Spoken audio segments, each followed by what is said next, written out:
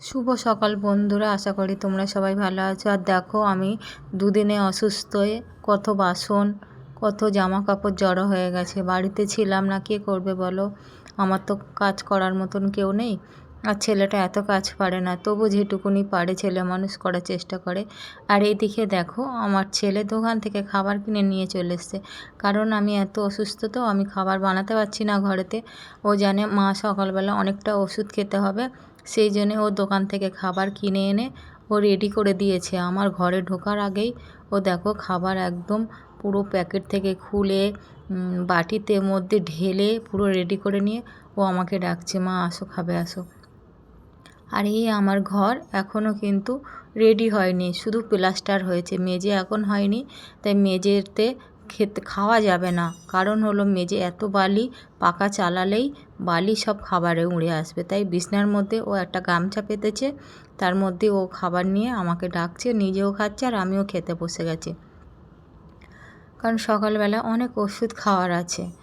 আর ও আমাকে খাবারটা নিজে খাওয়া হয়ে গেছে, আমাকে তাড়াতাড়ি খেতে বলছে, কারণ বেলা হয়ে গেছে, অনেকটা ওষুধ আছে, ওষুধ খেতে হবে। আর ও এত দায়িত্ববান, আমার মা বলে দিয়েছে যে সকালবেলা মানে তুই মনে করিয়ে সব ওষুধগুলো খাইয়ে দিবি।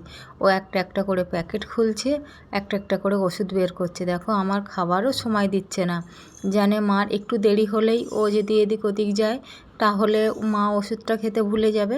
সেই জন্যে ও মা আমার খাবার শেষ হতে না হতে ও ওষুধ নিয়ে একদম রেডি হয়ে গেছে। দেখো ওষুধ বেরও করে দিয়েছে, মা তুমি তাড়াতাড়ি খাও, ওষুধটা খাও আগে। আমার হাতে দেওয়ার জন্যে ও ছটপট করছে, আমি নিচ্ছি না বলে ওই জন্য বিরক্ত হয়ে যাচ্ছে, মা আগে তুমি ওষুধটা নাও। দেখো একটার পরে একটা দেখেই যাচ্ছে। আর এটা ঢাকাতে রেখেছে ও নিজেই, ও রাতে কালকেরে ঘুমিয়েছে, সে মানে বিছনার চাদরটা ছিঁড়েই ফেলেছে, একটুখানি বেঁধেছিল, তার উপরে পা লেগে পুরোটাই ছিঁড়ে গেছে।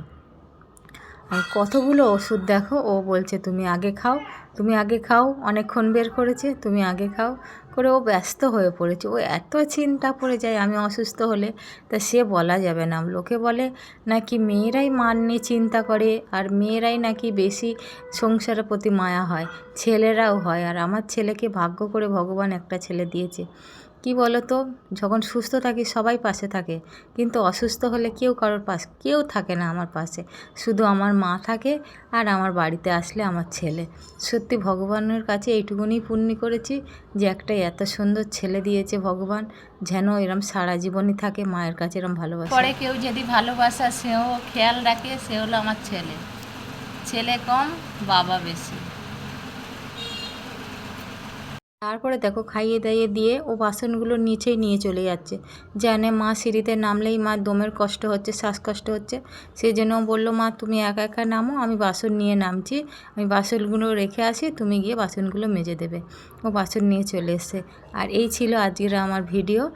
তোমাদের যদি ভালো লাগে তোমরা প্লিজ একটা লাইক কমেন্ট করো। আর ফেসবুক থেকে যদি দেখে থাকো তাহলে চ্যানেলটা ফলো করো। আর ইউটিউব থেকে যদি দেখো তাহলে চ্যানেলটা সাবস্ক্রাইব করো, পাশে থেকো, আবার নতুন ভিডিও আনবো।